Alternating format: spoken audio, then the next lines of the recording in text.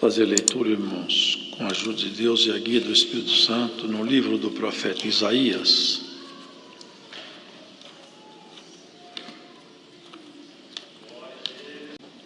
No capítulo de número 9. Faremos a leitura até o versículo 7. Mas a terra que foi angustiada não será entenebrecida. Ele envelheceu nos primeiros tempos a terra de Zebulon e a terra de Naphtali, mas nos últimos a enobreceu junto ao caminho do mar, além do Jordão, a Galileia dos gentios. O povo que andava em trevas viu uma grande luz, e sobre os que habitavam na região da sombra da morte resplandeceu a luz. Tu multiplicaste este povo, a alegria lhe aumentaste. Todos se alegrarão perante ti, como se alegram na ceifa e como exultam quando se reparte os despojos. Porque tu quebraste o jugo que pesava sobre ele, a vara que lhe feriu os ombros e o cetro do seu opressor, como no dia dos midianitas. Porque toda a armadura daqueles que pelejavam com ruído, e os vestidos que rolavam no sangue serão queimados, servirão de pasto ao fogo. Porque um menino nos nasceu, um filho se nos deu, e o principado está sobre os seus ombros, e o seu nome será maravilhoso, Conselheiro, Deus forte, Pai da eternidade, Príncipe da paz. Do incremento deste principado e da paz não haverá fim, sobre o trono de Davi e no seu reino, para o firmar e o fortificar em juízo e em justiça, desde agora para sempre. O zelo do Senhor dos Exércitos fará isto. Amém.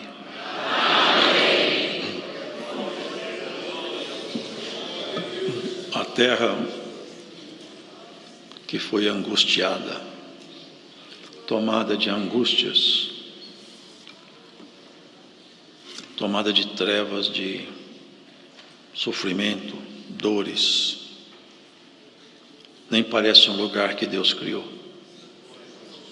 Olhando o mundo,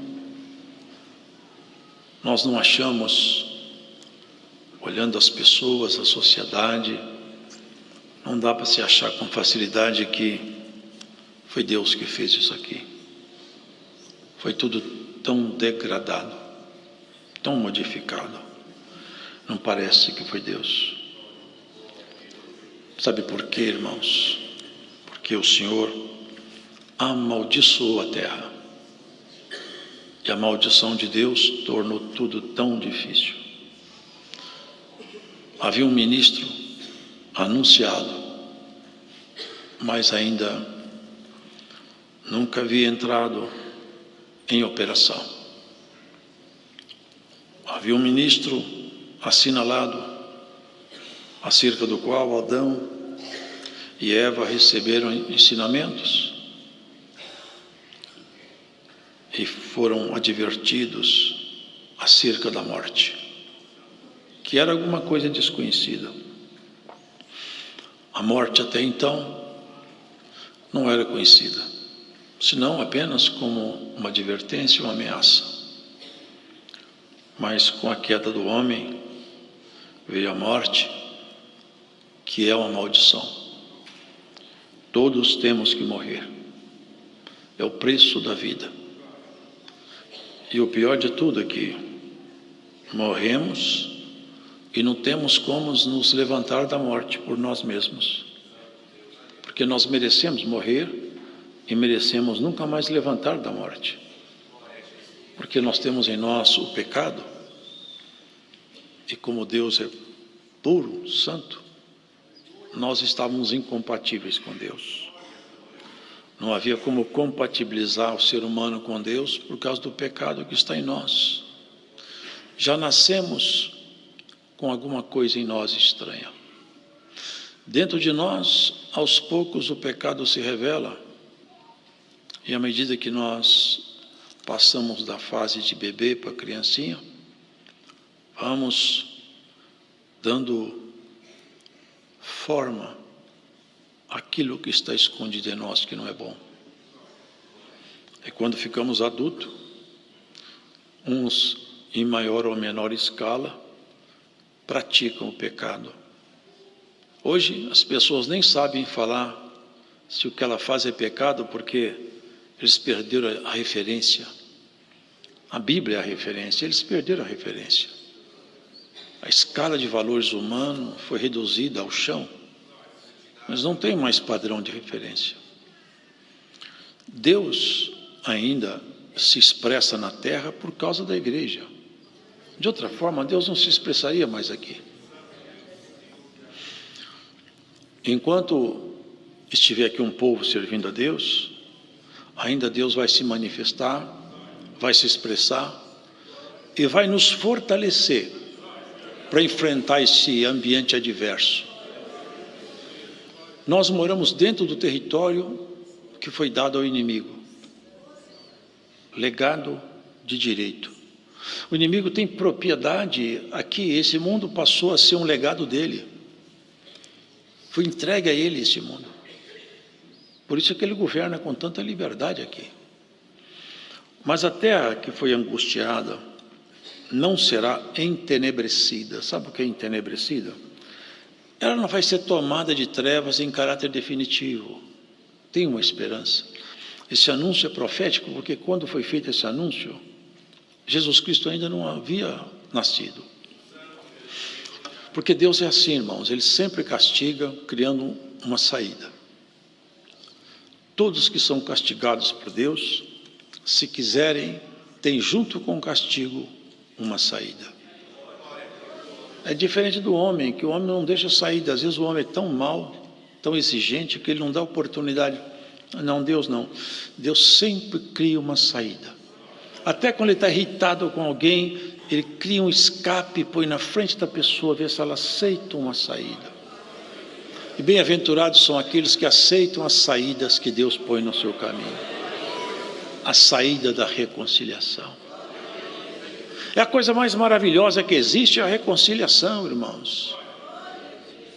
Como pode Deus se abaixar tanto, a ponto de se subordinar a uma vida humana, para nos chamar a reconciliação?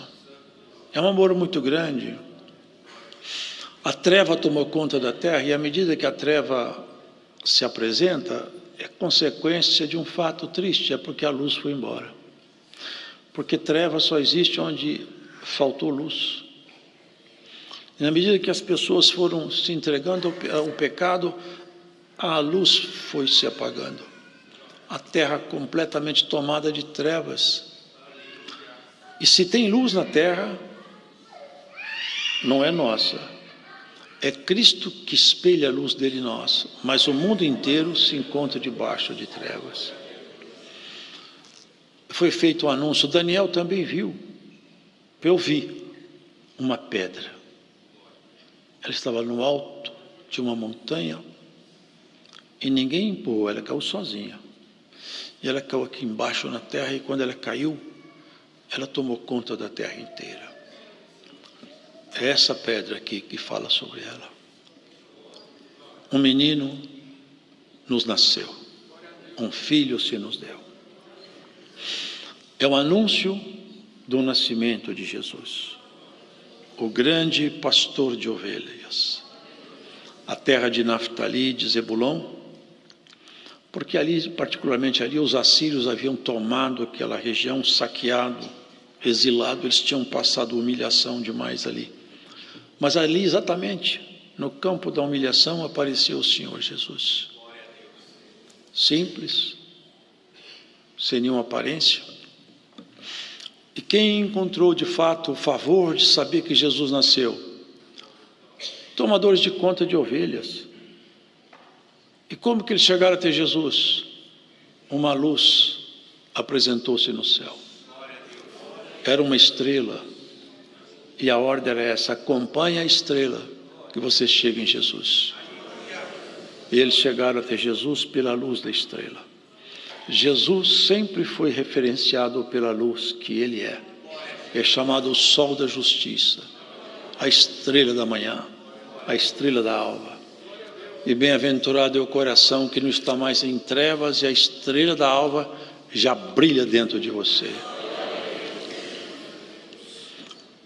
O povo que andava em trevas viu uma grande luz, e sobre os que habitavam na região da sombra da morte, resplandeceu a luz. Região da sombra da morte é a sombra do nosso próprio inimigo, que está projetada sobre todos os homens. As pessoas nascem, vivem aqui como se de fato esse lugar fosse alguma coisa que tivesse conquistado. Vive aqui, se folga, mas há um acerto de conta depois. Aqui as pessoas entram para sair. E tem prazo de entrar, prazo para permanecer e prazo para sair. E tem acertos depois. Tem ajustes. E bem-aventurados são todos aqueles que foram alcançados pela misericórdia de Jesus. Se a treva está tomando conta da humanidade de uma forma assustadora, a luz de Cristo brilha no seu coração, na sua mente, nos seus olhos, na compreensão que você tem da vida. E nenhuma treva pode se projetar aonde a luz está acesa. Essa é a bendita sorte daqueles que são chamados para participarem da herança dos filhos da luz. Nos transportou do reino das trevas para o reino da luz do seu amor. E a irmã e o irmão saíram do mundo das trevas para o mundo da luz. Por mais que esse mundo piore, por mais que as coisas se agravem, Deus sempre será luz em volta de nós.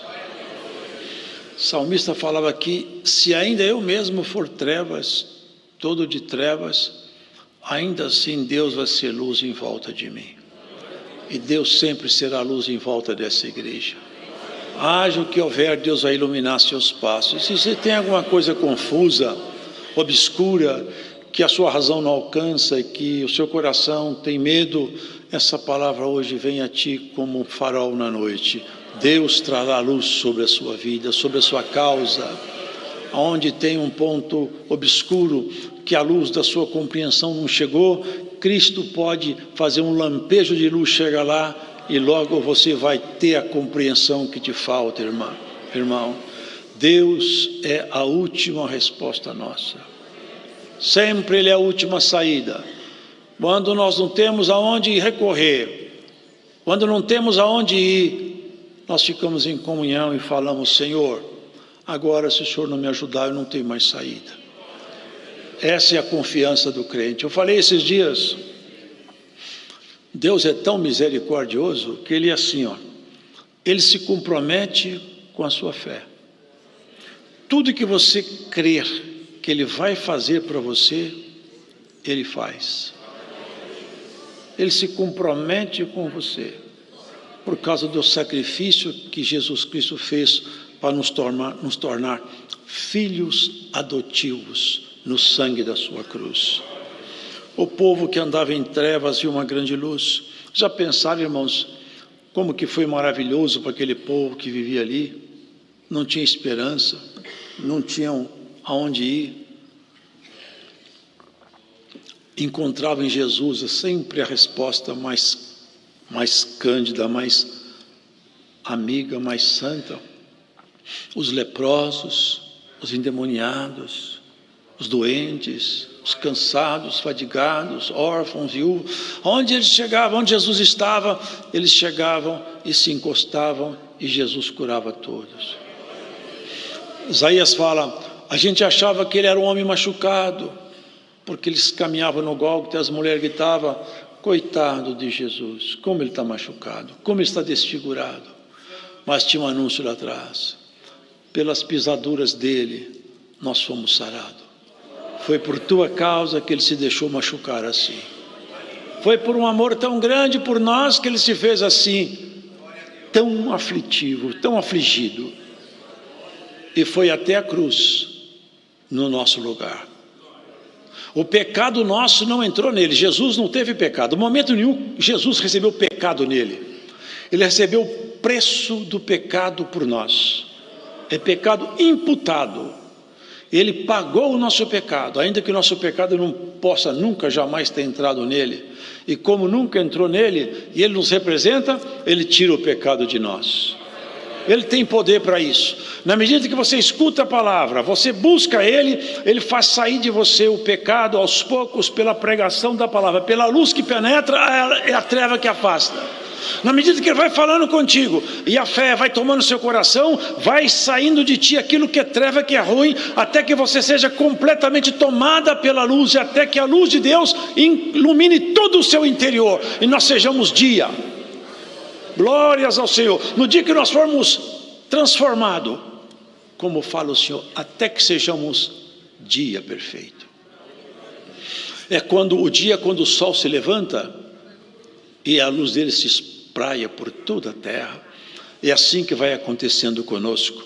A luz dele vai se espraiando dentro do nosso espírito, até que em nós as trevas sejam completamente dissipadas.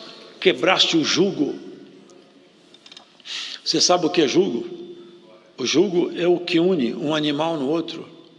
E nós tínhamos um jugo lamentável com o pecado e com a morte. Cristo quebrou esse jugo e nos colocou no outro jugo agora. Colocou um jugo entre a igreja e ele. Aonde ele vai, ele te leva. Por onde ele passar, você passa. E aonde ele vai, ninguém pode segurar seu caminhar. E pode ter certeza, irmão, se algum obstáculo encontrar você pelo caminho, se Cristo estiver com você, o obstáculo há de sair. Ele é Senhor. Sabe o que fala sobre ele? Deus forte. Deus forte. Você já viu alguém ou alguma coisa se opor à palavra de Jesus? Nenhum dos poderes manifestos nunca jamais enfrentou Jesus. Você pode observar isso nas Escrituras Sagradas. Toda vez que Jesus falava, os poderes silenciavam. Cala-te. Saia dele, saia da sepultura, enxergue, ande. É o Deus forte. Se ele fala uma palavra com você, você está curado. É o que o centurião falou: uma palavra tua, só o que eu quero. O meu servo está doente, mas não preciso só ir lá, porque eu não sou digno de só entrar na minha casa. Pegou esse atributo dele. Tu és Deus forte. Uma palavra aí e meu servo sara lá. Eu nunca vi uma fé como essa. E o servo dele ficou sarado. A mulher endemoniada, vocês lembram? A fé dela, aquele demônio saiu da casa da mulher endemoniada, da filha da mulher que estava endemoniada. O Senhor é o nosso pastor, e nada vai nos faltar. O cetro é o símbolo do reino, o cetro do opressor. O reino do inimigo não tem mais autoridade sobre a nossa sorte. O reinado que está sobre nós é o reinado de Cristo. É a pedra que tomou conta de toda a terra. Qual terra? Essa terra aqui, ó. Essa terra conquistada por Jesus. Essa terra transformada em terra árida e seca, que rebenta agora ribeiro de águas aí. É o coração do homem transformado pela palavra de Deus. Bem-aventurados somos nós, irmão, porque a palavra de Deus entrou em nós e criou ambiente favorável para nós.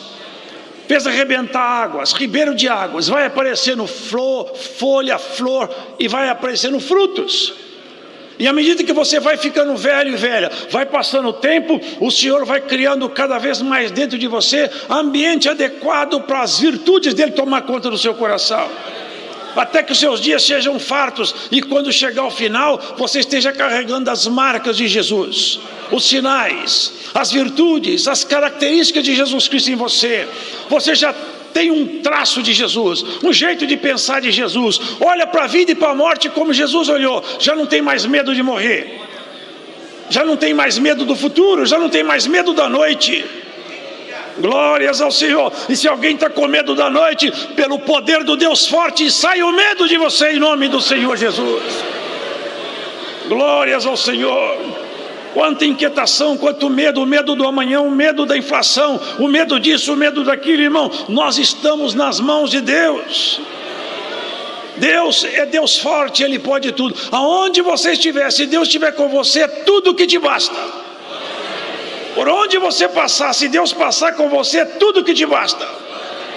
Glórias ao Senhor. Aonde você for, Deus te acompanhando, você está protegido. Nenhum poder te pega, nenhuma maldição te alcança, nenhuma flecha te atravessa.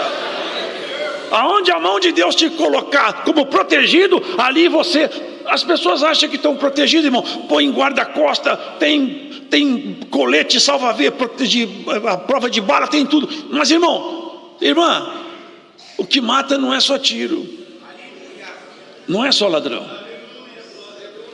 É só uma veiazinha fechar no cérebro, acabou. É só o coração parar de bater, acabou. Com guarda-costa, com proteção, com colete à prova de bala, a morte vai lá. Mas quem está protegido por Cristo, a morte passa e não consegue chegar até você. Sabe por quê? Porque a tua vida está na mão de Deus. Até teus dias estão contados com o Senhor. Você não vai morrer antes da hora. Cristo tem a tua vida na mão dele.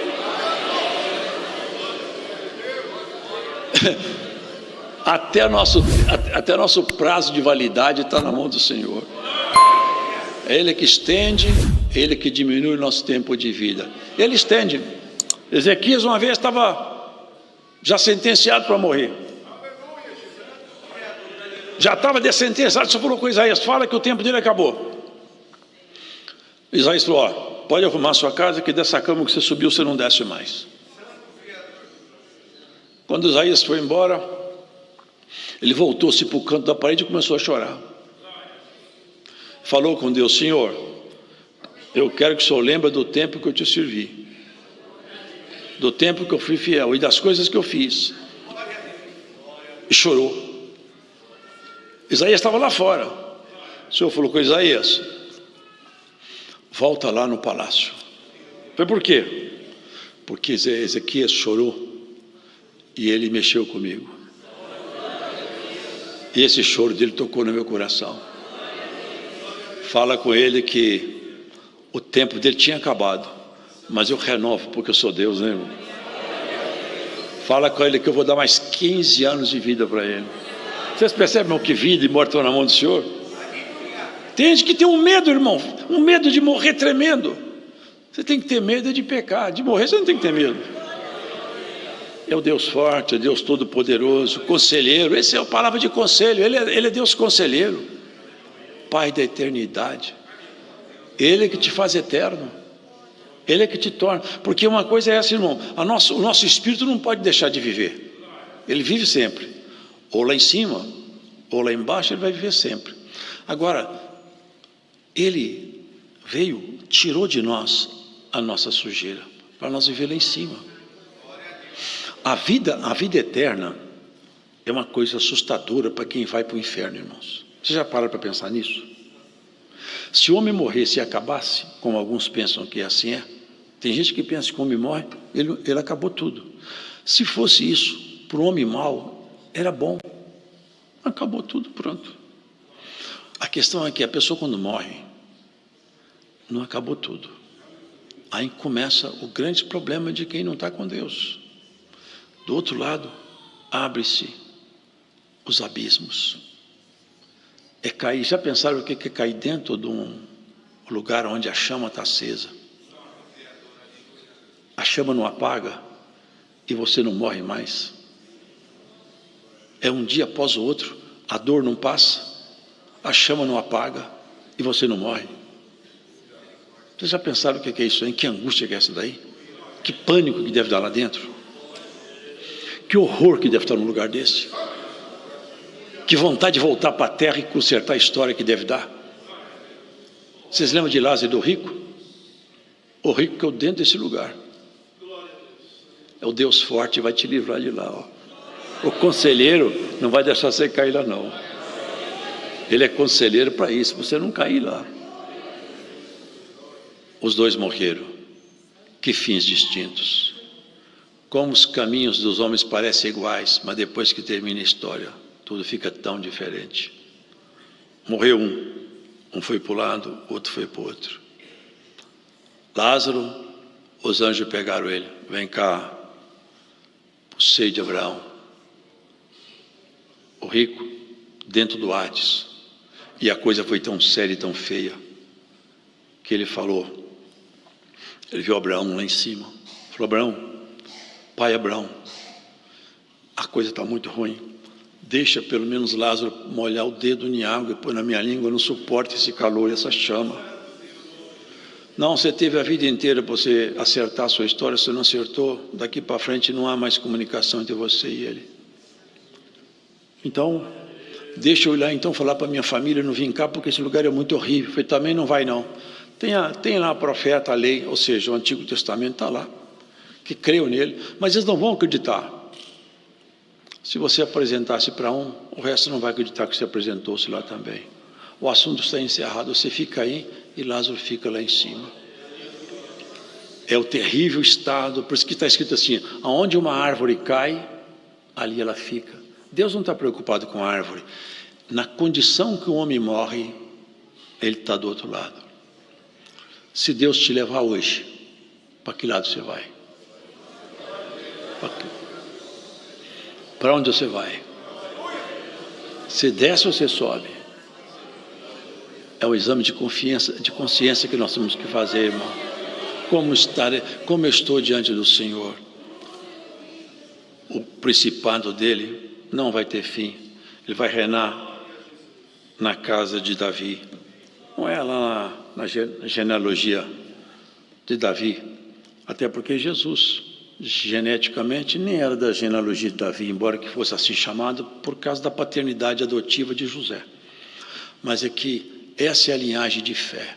O trono de Davi representa o trono de Jesus. Veio nos tirar dos abismos. Você não será lançada dentro do abismo. Dá glórias a Deus por isso, irmão. Graças a Deus de você ter sido acordada. Desperta tu que dormes, Cristo te esclarecerá. A melhor coisa que te aconteceu foi conhecer a palavra de Deus. Você não vai pelos abismos, não vai pelo caminho de toda a gente. Há um mundo agitado com tantas filosofias, com tanta coisa estranha. Até a adoração do inimigo está aberta hoje, irmão. Até aqueles que adoram o inimigo já não escondem mais. Tudo está escancarado. Mas Deus também abriu a porta da salvação que ninguém pode fechar. Qualquer um que aceitar a salvação, seja ele quem for, aonde ele estiver, Cristo vai lá buscar. Até nos abismos Deus busca as ovelhas dele. E Deus tem buscado por todos os cantos. Aonde tiver alguém, eu acredito em Jesus e eu aceito, lá Jesus te pega. Se você estiver escutando essa palavra, aonde você estiver, na condição de vida que você tiver, Cristo te pega. É só você falar, eu quero Jesus Cristo, o Senhor te fala, eu te quero também, me dá a mão. Nós vamos andar junto agora. É assim que ele faz. Ele vem pegando do norte e do sul, ajuntando os gentios. Tem uma contagem, tem uma marcação. Vocês sabiam disso? Tem um número já marcado. Quando chegar a marcação final dos gentios, esse vai ser o sinal. Ninguém sabe quanto. Quando chegar a marcação dos gentios, o Senhor vai dar ordem para o anjo. Pode tocar a trombeta. Agora a minha igreja sobe comigo. E a terra fica aqui 1000 anos. A besta, nessa altura, já estará presa, o falso profeta preso, todos os dois no lago de enxofre, e Satanás aprisionado dentro de um grande abismo. E a terra ficará aqui 1000 anos. E nós 1000 anos com Cristo, em delícia. Depois desses 1000 anos, Deus vai soltar o diabo, vai mandar abrir a cadeia do inferno. Não do inferno, desse aprisionamento dele. Ele vai sair e vai fazer uma grande batalha, chamada Batalha do Armagedon. Grande guerra. Também nós não vamos entrar em guerra mais não. Nossa história já está terminada com Cristo. Deus vai descer fogo do céu sobre eles. Aí vai cumprir o que está escrito em Pedro. Tem muitos ensinando que essa terra vai ser renovada. Se nós lermos a palavra com calma, você vai ver que essa terra não vai ser renovada não, hein? Deus já criou um lugar muito melhor para nós. Paulo fala assim, os elementos ardendo se desfarão. E João fala, e eis que eu vi descer do céu, adereçada, bonita, enfeitada, a esposa do Cordeiro, a nova Jerusalém, que ele chama de esposa, descia do céu do meu Deus. Sabe como é que vai ser a nova cidade? Não vai ter sol nem mar. Vocês percebem que não é aqui? Não tem sol nem mar. Vai ser dentro dos espaços dele, da glória dele. Nós vamos ser. Olha o que fala a palavra. Os que estiverem aqui, os que estiverem dormido, nos encontraremos com ele nos ares. Ele não pisa aqui mais. Nós vamos subir, nos encontrar com ele e viver com ele para sempre. Ele é príncipe da paz. Ele que é o primeiro e o último que nos trouxe a paz com Deus. A nossa paz com Deus, ela é trazida por Jesus, o príncipe da paz. Bem-aventurados são todos aqueles que mantêm a sua veste limpa, lava suas vestes no sangue do Cordeiro. João viu essa multidão tão grande que ninguém nem podia contar. Falou, que multidão tão grande é essa? Esse é o povo que veio de uma grande tribulação, João. É tanta gente que não dá para contar, de toda nação, raça, tribo e língua. Tem palma na mão. Eles têm veste branca. E a veste branca é o caráter do cristão. É isso que o Senhor vai fazendo conosco, transformando nossa essência, tirando de nós as trevas, até que nós todos sejamos tomados pela eternidade, por aquilo que é de Cristo. O nascer outra vez é precisamente isso, vivermos Cristo em nós, sermos revestidos de Cristo, viver como Ele viveu, pensar como Ele pensou e viver como Ele vive, que é o mais maravilhoso, porque Cristo vive e reina em nós. Ele aguarda cada um de nós, individualmente e depois coletivamente para o grande encontro. Tem lá um lugar guardado para você. Na casa do meu Pai tem muitas moradas. Tem morada para você lá.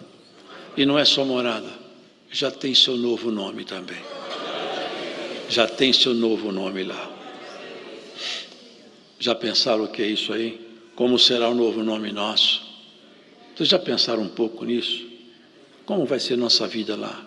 Como é esse novo nome, novo corpo? Semeia-se um corpo animal, ressuscita um corpo espiritual.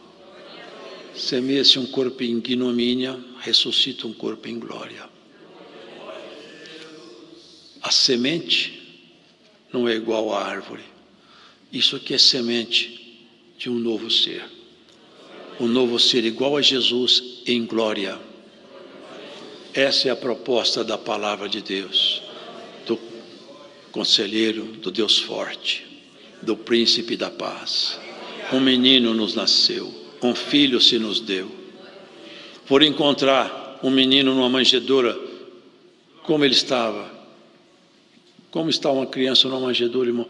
Envolto com panos grosseiros, simples, no meio de animais. Como que pode? Que disparate. Os homens vivendo em palácio lá, Herodes, Pilatos, aqueles homens todos cheios de pompa, e o próprio Filho de Deus nascendo numa manjedoura. Mas a proposta dele exatamente era essa: não ter nada, nenhum legado daqui da terra, mas nos deu o legado total do céu. Quando ele morreu, irmãos, para encerrar a palavra, não sei se vocês já leram, Judas, quando vendeu ele, vendeu por 30 moedas de prata.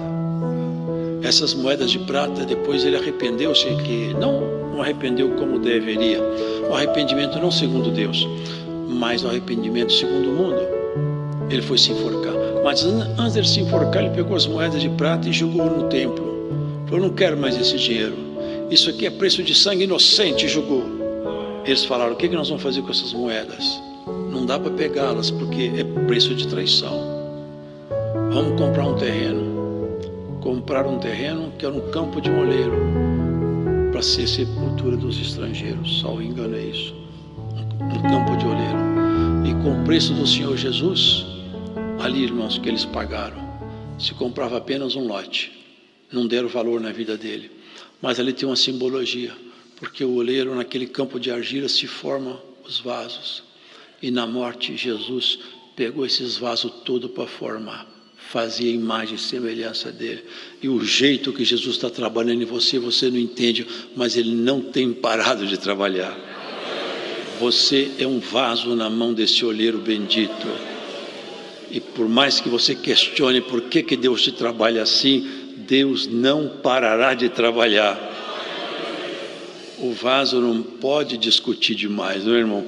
Deixa o oleiro trabalhar. Ele vai trabalhando e ao final será um vaso para a honra e glória do nome dele. Jesus morreu num lugar de rico, vocês já leram isso? Ninguém era sepultado em pedra, em rocha, só os ricos. Mas Jesus foi sepultado. Nasceu como pobre, morreu como rico. Essa é a metáfora dele. Nasceu como homem e agora, na condição de ressuscitado, enriqueceu a todos nós. Você pode ter tudo que você quiser de Deus, que couber em você. Você pode ter as virtudes, os dons, as qualidades. Quase ninguém procura virtude de Deus. Dons eu já vi procurar, virtude não. Porque virtude não recebe como uma dádiva julgada. É como um trabalho conquistado. A mansidão, por exemplo, é uma busca individual, secreta e silenciosa. A honestidade é um trabalho individual, persistente e contínuo do homem e da mulher que crê em Deus. A paciência é o exercício que o crente deve fazer para agradar a Deus. Se você buscar essas virtudes, elas vão vir habitar em você e a graça de Cristo vai abundar nos teus lábios, nos teus olhos. Aonde você passar, você vai ter um cheiro agradável de vida de Jesus. O Deus forte te protege. A boa mão do Deus forte te acompanhará. A paz do Senhor Deus te seguirá. Os cuidados do Altíssimo te serão como um bom remédio para os ossos. Haja paz na sua casa, no seu coração. O Deus da paz te acompanhe e te abençoe. Você está contente porque seu nome está escrito no livro da vida? Você é feliz porque Deus te ama? Você tem alegria porque, afinal, o Senhor Deus, Ele dentro de você, Ele tem um regozijo de ver a sua fidelidade. É quando um crente, irmãos, ele fica contente, ele alega a Deus também, porque as suas obras dão testemunho que o prazer dele está em Deus. Como que pode Deus se alegrar com o ser humano, irmão, uma criatura tão pequena e tão baixa? Ele se alegra conosco. Ele falou com Israel: meu povo, minha alegria. Vai para a sua casa, irmão, e lembra disso aí. Guarda os teus pés nessa jornada. Não se contamine. Mantém suas vestes brancas. Lave sempre a sua boca na inocência, seus lábios, seu coração na pureza. E quando você precisar de alguma coisa do Senhor, quando você orar para Ele, você tem franco acesso até Ele. E tudo que você crer, Ele se compromete com você. Se você puder crer, Ele faz para você. Tem muitos que já não acreditam mais nisso aí não. Tem muitos que já têm dúvida se Deus faz, se Deus não faz. Eu já vi gente explicando, estudiosos de Deus, explicando que Deus atendeu o povo do passado, aqueles apóstolos. Hoje em dia não. Hoje em dia Deus já não está fazendo mais nada. Bom, o Deus que eles acreditam eu não sei. Agora o Deus que nós acreditamos faz, continua fazendo tudo. Continuará até o último dia. Não vos deixarei, nem vos desampararei, diz o Senhor. O Deus forte te acompanhe.